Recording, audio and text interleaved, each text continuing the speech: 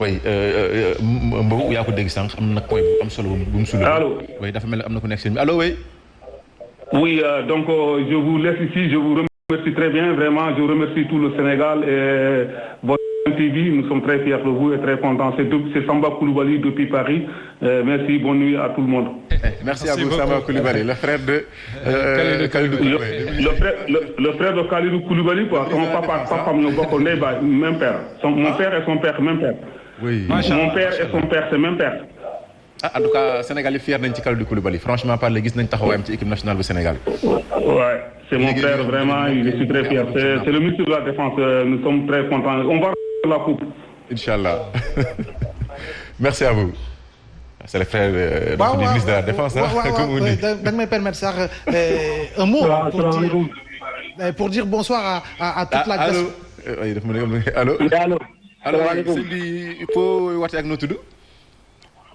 salaamaaleykum. waaw aleykum salaam ñu ngi lay nuyu bu baax. ñu ngi ziar bu baax bu baax. ah noo jàngatee match Sénégal bi tey moom xam naa ne mbégtewaat la gannaaw ba Sénégal jëlee Coupe d'Afrique bi. waaw alhamdulilah sant bu baax dund ko pression bu métti rek. waaye nag alhamdulilah yàlla may nañ ci ndam. amiin. di ñaan yàlla rek la taxal ñu doon ko def muy dem fële mondial ba suñ fa demee ñu jël ko andi ko. nañ gëm ni war nañ ko mën a jël nag. effectivement. buñ ko gëmee mën nañ ko parce que tam ñi gis ñuy football foofu ak li ñuy football ñun. vraiment war nañoo mën a am dara ci ñoom. oui ñoo bokk championnat yi yaa ñoo bokk championnat bi. ñoo bokk championnat yi te li ñuy def fii rek la ñuy def foofu.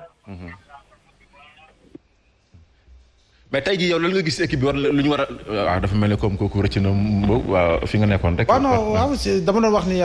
nga permettre ma pour dire bonsoir justement à toute la diaspora sénégalaise. Et cette diaspora engagée, cette diaspora travailleuse, cette diaspora responsable, cette diaspora qui véritablement, malgré le fait d'être un peu partout dans le monde, en France, en Côte d'Ivoire et dans tous les pays d'Europe et du monde, c'est une diaspora qui n'oublie pas son identité. C'est une diaspora qui n'oublie pas sa culture. C'est une diaspora qui véritablement est accrochée à son pays, qui soutient son pays.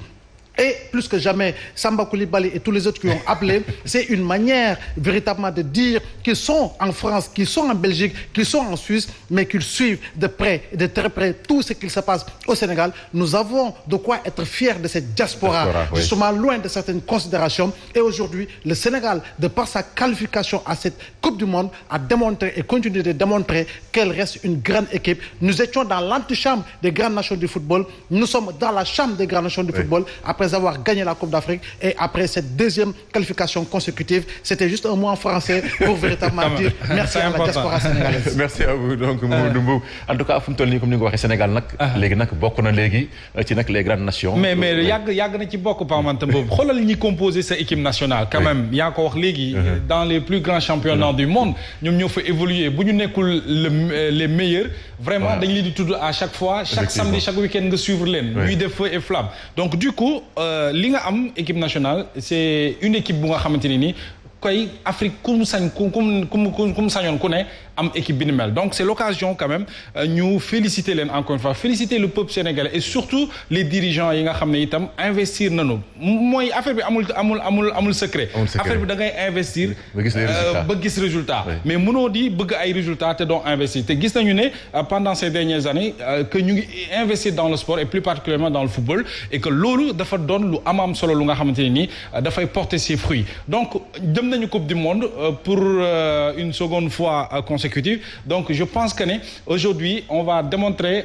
vraiment adduna bi yëpp que ne aujourd'hui le Sénégal quand même a une très grande équipe et cette grande équipe là dina porter les drapeaux ci kaw ci kanam te ni ñu ko gisee nii et puis pas man tam bu waxoon naa la ko fi Coupe du Monde bi man li def différence encore une fois Mbow mooy mental de fer bi ak surtout état d'esprit Afrique loolu moo fi gagné boo amul melal ni Zidane melal ni Ronaldinho boo amul un mental de fer benn état d'esprit mënoo fi gagner en Afrique donc ça se voit que ni match bi demee yëpp 120 minutes yi gis nañu ne vraiment garder nañu seen calme ils ont joué le jeu et que aujourd'hui def nañu différence peut-être amuñu woon baraka ci but yi mais on a senti que ne cette équipe égyptienne là bëggoon na match bi pare parce que tamit booy li ñu leen yan finalement c'était quelque chose boo nga xamante ni bu continuer woon ñu craquer et que ça démontre qu'aujourd'hui également c'est l'occasion pour nous d'inviter nos autorités encore une fois surtout les dirigeants pas maintenant lu am solo mooy ñu continuer de investir ci football local bi ak ci petite catégorie bi c'est hyper important parce que boo xoolee trajectoire suñu joueurs yi rek depuis Aliou Cissé moom fi nekk depuis 7 ans xoolal ñi mu cheminer ndoo ensemble gis nga ne aujourd'hui les résultats suivent et cela montre que ne Afrique ku ñu fi tegati comme entraîneur nañ ko jox les moyens may ko temps mu liggéey su ko defee résultat yi mën a ñëw. oui Mohamed wax na ko surtout la petite catégorie ak le championnat local parce que soo xoolee tey jëlee bëri nañ ossature équipe nationale ñi nga xam ne fii lañ leen formé ku ci mel ni Gana Gueye Cheikhou Kouyaté petite catégorie Bamba Dieng Pape Matar Sarr en tout cas foofu tamit war nañ ci gën a mën a investir pour que tak ñu gën a valoriser suñu championnat bi. mais Seydi Mohamed du ma ne gulet. parce que yàgg nañu itam formé li nga xam ne moo di Sénégal damay fàttali ni kii nga xam ne moo di ndem si yàlla Cheikh Sadji Malick Sy Souris ak Aldo Gentina ñu koy ñaanal yàlla na ko yàlla xare àjjana firdawsi ñoom dañoo yàgg gëm football ba investir fii nga xam ne moo di Sénégal may fàttali itam ñii nga xam ne moo di jàmbaar ak ñoom Sayer ni ñu koy waxee de Sayer Seck ak ñi nga xam ne moo di ñoom Patrice Vieira ak ñeneen ñi nga xam ne tabax nañu li nga xam moo di jàmbaar ba nga xam ne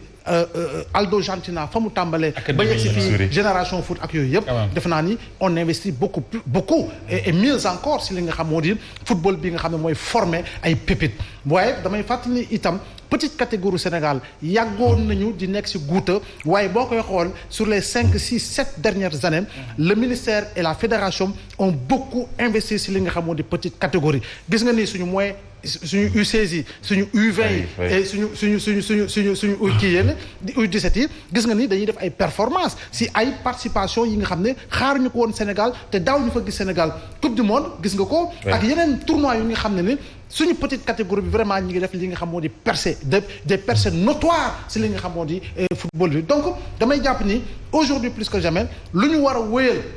mooy ñu teg le débat bi nga xam ne mooy souvent bu ñu nee am na benn binational bi nga xam ne mi ngi waaj ñëw waaye bañoon na nga gis gars yi commencé ngaññu damay wax ni ku juddoo Côte d'Ivoire jàngee Côte d'Ivoire ñu nampalee la Côte d'Ivoire nga naan meew Côte d'Ivoire ba dëgër dem maternelle Côte d'Ivoire ba dëgër dem primaire dem secondaire dem université tu te sentiras beaucoup plus ivoirien que sénégalais même bu fekkee ni say waajur fii la ñu jóge bàyyi ko dem fi nga xam moo di Côte d'Ivoire donc su ma ñëwee nag sama pays d'origine man je me sentirai beaucoup plus ivoirien que mes parents qui sont sénégalais donc su ma toogee ba benn moment